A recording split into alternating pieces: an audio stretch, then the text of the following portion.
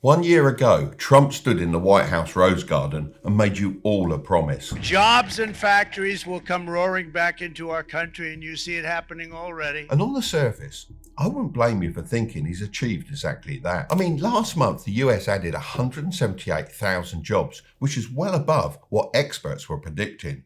Right? But at the same time, working class people are struggling to find work and hiring levels are at the lowest they've been since the pandemic. I've been doing some digging into this and I believe there are three main lies being told about the current job market. And it's leaving people that are applying for hundreds of opportunities feeling absolutely useless. Now, before anyone jumps to conclusions, this isn't about politics. I'm not here to take sides. My only concern is how this impacts everyday people looking for a job. So as someone who's hired a lot of people throughout my career, let's uncover the lies together, find out what's really going on with the job market, and at the end, I'll let you know what you can do about it.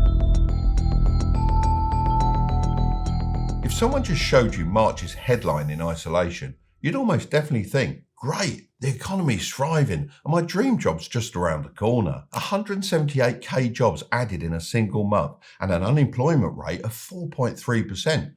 What's not to love? But when you dig a little deeper, it becomes quite obvious that not everything is as it seems. It's kind of like a restaurant that fakes reservations just to keep a long line winding around the corner so it looks busy from the outside. Essentially, it's smoke and mirrors. Because at the same time as these incredible headlines, economists are comparing the hiring rates today to the Great Recession. And this is very dangerous for everyday people just trying to work hard and make ends meet. Because when you apply to tens or maybe even hundreds of jobs and hear nothing back, it can start to make you question if you're the problem. And that's especially true when headlines are raving about a strong market. But those headlines stop being so relevant when you dive into the data. 76,000 were healthcare, which a large chunk of were nurses returning after a round of strikes. That's not new job creation. That's people returning to jobs they already had. Another 26,000 came from construction, which almost always bounces back in March when the weather improves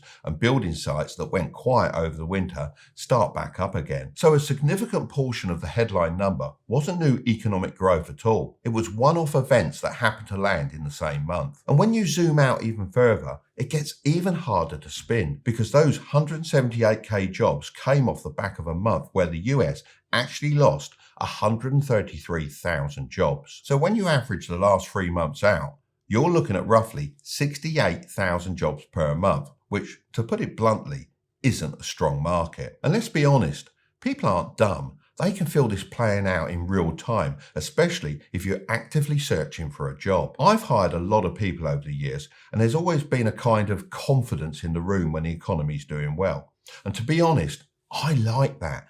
I love when people know their worth, push back and operate like they've got real options. But what I'm seeing now is the complete opposite of that. The New York Fed actually measured this with something called the Survey of Consumer Expectations, or SCE for short. It sounds complicated, I know, but trust me, it really isn't. Essentially, they ask people a simple question. If you lost your job tomorrow, what are the chances you can find a new one within 3 months? And that number came back at the lowest it's ever been since the survey started in 2013. Just 43% of people thought they could successfully find a new position. So, in one of the wealthiest countries on earth, with an unemployment rate below 5%, you're telling me that less than half of the people feel like they could land on their feet if they had to? I think that number tells us something the headline number never will. And the reason for that gap brings us on to the second lie. The media wants you to believe that the reason you couldn't get a job before was due to the state of the economy and that Trump's policies are now driving domestic growth, so the problem's solved and everyone can return to work. But that might not actually be the case. On April the 2nd last year, Trump announced to the world that he was introducing sweeping tariffs on imports from over 180 countries, and that this was the day America would become wealthy again. Now, don't get me wrong, I understand the logic. If you make foreign goods more expensive through tariffs, more people will buy American, which means businesses grow, and as a result, people get hired. The problem I see here wasn't necessarily the idea, but more the execution. Because in the 12 months since that announcement, the tariffs changed more than 50 times. Countries were added, removed, paused, reinstated, and honestly, everything in between. Some weeks, I just couldn't keep up. Now, I know what some of you might be thinking. Mark, why should I care about tariffs on other countries? This doesn't affect me. But I can tell you from decades of experience in building and running businesses that nothing kills a hiring decision faster than not knowing what your costs are going to look like in the next quarter. Every time I've ever thought about bringing someone new on board, the first question I ask myself is always the same. Can I afford them? Not just now, but in a year. And if I can't answer yes to that, I don't hire and instead just sit and wait. But don't just take my word for it, because tens of thousands of American businesses are doing exactly the same, which is directly impacting everyone searching for a job right now. For example, the manufacturing sector alone has 89,000 fewer people since Liberation Day, not because those companies went bankrupt, but because expanding felt too risky when nobody could clearly tell you what the rules were going to be next month. That doesn't look like normal economic uncertainty to me. It's real businesses and real people reacting to specific policy changes that directly impact their ability to make money and therefore hire. But it isn't just what was coming into the country that Trump changed. He also pulled a second lever, which was who's actually building it. Because the reality is, the immigration crackdown Trump introduced has made workers harder to find in agriculture, construction, and hospitality. Industries that have relied heavily on immigrant labour for decades have now found themselves short-handed, and when labour gets scarce, it becomes more expensive. So we got businesses already paying more for materials, now paying more to find and keep qualified staff. And when margins get squeezed from multiple directions at once, the first thing that gets put on ice is hiring. Not with a big announcement or anything like that, but with someone else already at the company absorbing the extra work, which is far cheaper for a business than hiring and training someone new. But as bad as all that is, the third lie is the one that's most personal to you. This one actually really frustrates me, not because of politics or anything like that, but because hundreds of people a week message me on Instagram and leave comments on my main channel about how they're sending out tons of job applications but never hearing back. Most people assume that it's their fault or they're just not trying hard enough.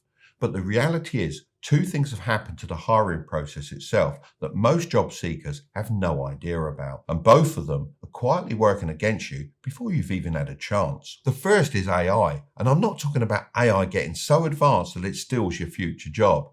I mean that AI is changing who's getting hired right now. I've spoken to founders and business owners who a couple of years ago would have sworn blind they needed to double their team to hit their next growth target, but are now hitting targets with the team they already have because AI is handling the work that would have gone to 2 or 3 new hires. But it's not just the people I'm speaking to. In March this year, AI was cited as the #1 reason for job cuts across the US.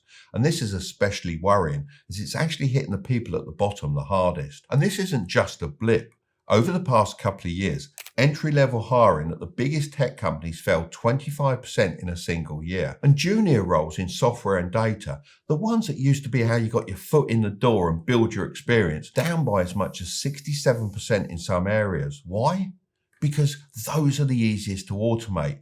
They're repetitive, process-driven, and don't require the kind of judgment that only comes with years in the room. So the entry points are quietly disappearing, and most people applying for those roles have no idea why they're not getting through. But that's the second thing working against you here. A huge number of the jobs you're applying for right now don't actually exist, not in any real sense anyway. They're called ghost jobs, which are essentially positions companies post online with no genuine intention of filling anytime soon. It sounds weird, I know, but sometimes it's an old listing that nobody remembered to take down, and sometimes, honestly, it's just a company wanting to look like they're growing when they're not. But this isn't just impacting a small amount of people, as the problem stretches wider than most people probably realise. Research from Greenhouse, one of the biggest hiring platforms in the world, found that around 1 in 5 online job listings are ghost jobs. Separate analysis of LinkedIn data put it even higher, closer to 1 in 4. And when HR professionals were surveyed about it, 93% admitted their company posts them. So before you've even written your cover letter, the odds are already stacked against you in ways you can't see. And then, to add insult to injury, the genuine roles that do exist are getting buried under more applications than ever. Not necessarily because people are desperate for jobs, but because AI tools can now fire off hundreds of applications overnight on someone's behalf. I was actually talking to a recruiter recently who told me they're getting 10 times the volume they were receiving 3 years ago, and maybe a tenth of it's worth reading. So what do? Well, they raise the bar, add another interview round, send out an assessment, and sometimes just go quiet because there isn't enough hours in the day. Well, look, I'm not going to sit here and tell you it's easy out there right now, because it really isn't. And anyone who says otherwise is either not paying attention or trying to sell you something. But I've lived through enough cycles to know that a tough market isn't necessarily a permanent one. And I've built wealth during periods that felt a lot scarier than this, like the dot-com crash, 2008, and the pandemic. And every single time, the people that came out on the other side stronger weren't the ones who waited for things to go back to normal. They were the ones who figured out what the new normal actually was and got ahead of it. So here's what you can actually do right now. First, stop mass applying for jobs. I know it feels productive, but given everything we've just discussed, firing off hundreds of applications through job boards is largely feeding the noise problem. Instead, pick 10 to 20 companies you genuinely want to work for. Follow what they're doing, engage with their content, and reach out directly, because a targeted, warm approach cuts through in a way mass applying never will. Second, understand which sectors are actually hiring, because even in a slow market, some industries are genuinely growing. Healthcare, beyond the temporary strike bounce, defense, cybersecurity, energy. These are all seeing real demand right now. So if you've got transferable skills and you're currently targeting a sector that's been hammered by tariff uncertainty or automation, it might be worth widening your thinking. Third, get ahead of AI rather than behind it. The people I'd want to hire right now are the ones using these tools more deeply to do their job better than anyone else around them. And fourth, if you want to learn how to use AI to your advantage to make $10,000 per month online without needing startup capital or business experience, then I'm hosting a free live online event very soon that walks you through exactly how to do that. So if you're serious about increasing your income, make sure to sign up to that. I'll leave a link in the description. I hope you found this video useful. Make sure to check out the video I'm leaving right up there. And also feel free to subscribe and leave a comment, because I read as many as I can.